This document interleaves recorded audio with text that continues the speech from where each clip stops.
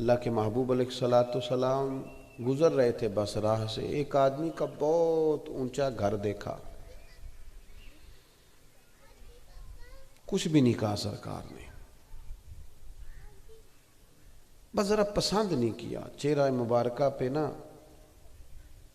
ناراضگی کیا سارا ہے، بس پسند نہیں کیا حضور نے۔ آپ کی توجہ ہے میری بات پر؟ ایک ہوتا ہے واضح حکم ہونا، ایک ہوتا ہے بندہ مرضی سمجھ لے کہ محبوب کی مرضی کیا ہے، وہ رضا سمجھ لے کہ وہ کس بات میں راضی ہیں کس میں ناراض ہیں، وہ اس مرضی کو۔ بہت سارے لوگ کہتے ہیں جی ابا جی حکم کریں جی، وہ جیسے کہیں گے میں کروں گا، تو میں کہتا ہوں کریں کیوں جی؟ آپ کو ابا جی کی مرضی کا پتہ نہیں وہ کیا چاہتے ہیں؟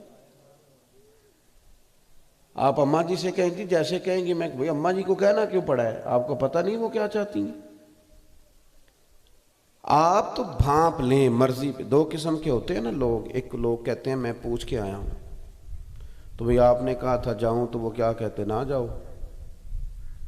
میں اجازت لے کے آیا ہوں، بھئی آپ نے مانگی تھی تو دینی تو تھی اجازت۔ ایک اجازت ہوتی ہے، ایک مرضی ہوتی ہے، وہ مرضی کیوں نہیں آپ تلاش کرتے، وہ بھانپتے کیوں نہیں؟ معرفت الہی یہ ہے، حضور کی غلامی یہ ہے کہ بندہ نہ اس مقام تک پہنچ جائے کہ رب رسول کی رضا کیا ہے، پھر اپنے آپ کو اس رضا میں وہ ڈھالنا شروع کر دے، اس کی طبیعت ہو وہ ڈھل جائے، اس کا مزاج بن جائے۔ تو اللہ کے محبوب علیہ السلام گزرے تو وہ مکان بڑا اونچا انہوں نے بنایا تھا، حضور کے چہرے پہ ناراضگی آئی۔ لوگوں نے بتایا کہ حضور گزرے تو آپ کا وہ مکان پسند نہیں آیا۔ جائز ہے اگر کسی کے پاس حلال پہ جتنا مرضی اونچا بنائے، جائز ہونا بھی اور بات ہے، اور حضور کی پسند ہونا یہ بھی اور بات ہے۔ تو بہت اونچا تھا، بلند و بالا تھا، حضور گزرے پسند نہیں آیا، تو صحابی نے جا کے پوچھا نہیں یا رسول اللہ کیا کروں، گرا دوں، رکھوں کہ نہ رکھوں، بیچ دوں؟ حضور کو نہیں پسند آیا۔ جس شدت سے تبلیغ ہوئی اسی شدت سے فرما برداری، نہیں پسند آیا۔ انہوں نے کدال پکڑا، کئی پکڑی، اوزار پکڑے، سارا مکان گرا دیا، بہت نہ رکھا جتنا ضرورت کا تھا، باقی اوپر سے سب گرایا۔ پھر آ کے بتایا نہیں، نمبر نہیں بنائے کہ وہ جی آپ کو نہیں پسند تھا تو میں نے گرا دیا، ایسا نہیں کیا۔ مثال دے رہا ہوں، ہمارے ہاں لوگ کرتے ہیں نا جی، کوئی کام کر کے پھر ان کو اپنے نمبر بھی شمار کروانے ہوتے ہیں، پتہ چل جائے، اور بعض ایسے لوگ ہیں اس جگہ جا کے نمبر شمار کراتے ہیں جہاں کرانے ہی نہیں چاہیے، نمبر شمار کرانا منع ہے، وہاں بھی وہ کوشش کرتے ہیں۔ بتایا نہیں، کہا نہیں، حضور پھر وہاں سے گزرے، فرمایا اس کے مکان کا کیا ہوا؟ یا رسول اللہ آپ کو پسند نہیں نہ آیا تھا تو گرا دیا، اب میرے کریم راضی ہوئے۔ اب جو دعائیں نبی کریم نے دی وہ سرمایہ ہے، اب جو محبوب کے چہرے پہ ان کے لیے مسکراہٹ آئی، اس پر ساری دنیا واری جا سکتی ہے، اس پر سب کچھ قربان کیا جا سکتا ہے۔ تو میرے عزیز، شدت احساس کی حضور کی بارگاہ میں، اور پھر غلاموں میں بھی شدت اسی طرح غلامی کرنے کی۔ ایک بات اور آپ سے عرض کر کے پھر میں اپنی بات سمیٹنے کی طرف آتا ہوں۔ میں آپ سے عرض کروں، انسان اپنا خود ڈاکٹر ہوتا ہے، اسے پتہ ہوتا ہے کون سی چیز کھانے سے میری طبیعت خراب ہو جاتی ہے اور کون سی چیز میں استعمال کروں تو میری طبیعت میں افاقہ ہوتا ہے۔ ایسا ہوتا ہے کہ نہیں؟ جلدی جلدی بتا دو، نہیں ہوتا تو تب بھی بتا دو، میں سجدہ صاف کر لوں۔ ہوتا ہے ایسے؟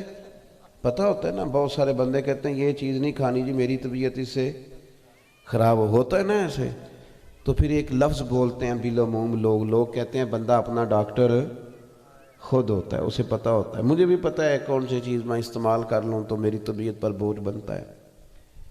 اسی طرح نا ہمیں اپنی روحانی زندگی کا بھی پتہ ہوتا ہے،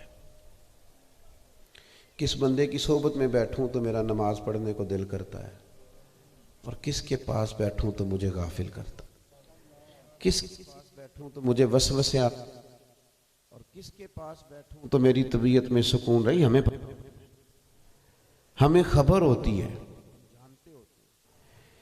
کہ کیا آج کل میرے دل میں دنیا بس گئی ہے زیادہ، مال کی طلب آ گئی ہے، شہرت کی طلب. آپ کو آواز آ رہی ہے میری دوستوں؟ یہ اکثر یہ چیزیں ہمارے ساتھ ہوتی رہتی ہیں.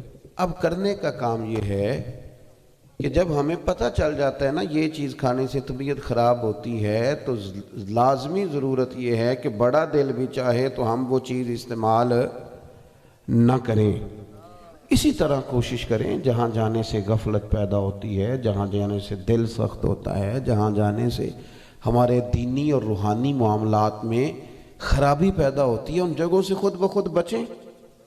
جہاں جانے سے روحانی ترقی پیدا ہوتی ہے، جہاں جانے سے ہم سمجھتے ہیں عبادت کا ذوق بڑھتا ہے، اللہ کی جانب توجہ جاتی ہے، سنت شریعت پر عمل کرنے کا جذبہ پیدا ہوتا ہے، وہاں اپنے آپ کو لے جائیں. ان رستوں پہ چلیں، اچھی صحبتوں کا انتخاب کریں، اچھے خیالات کے لوگوں کے پاس بیٹھیں. اور اگر آپ سمجھ رہے ہیں کہ فلاں چیز جب سے میرے ذہن میں آئی ہے معاملات اور کیا اور ہو گئے، تو ہمیں خود بخود ان چیزوں سے بچنا چاہیے. ہم نے تو اپنے بزرگوں کو یہی کرتے دیکھا کہ وہ تو کئی دفعہ بہت شہرت ہونے لگی تو انہوں نے اپنے آپ کو بیک کرنا شروع کر دیا، کہا نہیں میں اعتدال میں رہنا چاہتا ہوں. بہت لوگ پیچھے بھاگنے لگے تو انہوں نے سفر تھوڑا محدود کر دیا کہ نہیں یار یہ دیکھیں نا، کچھ لوگوں کو مزہ آتا ہے، لوگ گاڑیوں کے پیچھے بھاگے تو شور ہو تو وہ ایسے ایسے کرے تو مزہ آتا ہے. کچھ کو ڈر آتا ہے، کچھ کو خوف آتا ہے، کچھ کا دل کانپتا ہے. وہ کہتے ہیں کہ میری اجرت میری محنت سے زیادہ کیوں ہے، میرے محسن تیرے احسان سے ڈر لگتا ہے. رب کے کچھ بندے دعا مانگتے تھے، یا اللہ اگر میں نیک ہوں تو میری شہرت، میرا وقار، میرا آنا جانا، کہیں مجھے میری ساری نیکیوں کا اجر دنیا میں نہ دے دینا. اس سے ڈرتے تھے، انہیں زیادہ خیال آتا تھا. پھل زیادہ لگ جائے درخت کو تو جھکنے لگتا ہے، پیچھے پیچھے ہونے لگتا ہے، بہک ہونے لگ جاتا ہے، کہتا ہے نہیں نہیں یار مجھے چھپنا چاہیے تھوڑا سا. تو میرے عزیز خود تھوڑا نا اپنے روحانی طبیب بنے، تھوڑا سا اپنے آپ پر خود بھی تو توجہ دینا. ہم نے خود بھی اپنے آپ کو بڑا کھلا چھوڑ دیا ہے، سارا دھیان دوسروں کو رکھا ہوا ہے، کون کیا کر رہا ہے. تھوڑا دھیان اپنا رکھیں، اپنے اوپر تھوڑی محنت فرمائیں.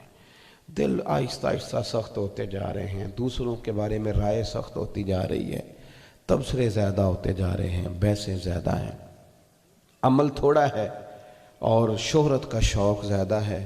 جو ہم نے نہیں کیا اس پر بھی ہم اپنی تعریف چاہتے ہیں، جو ہم نہیں ہیں وہ بھی ہم کہلوانا چاہتے ہیں.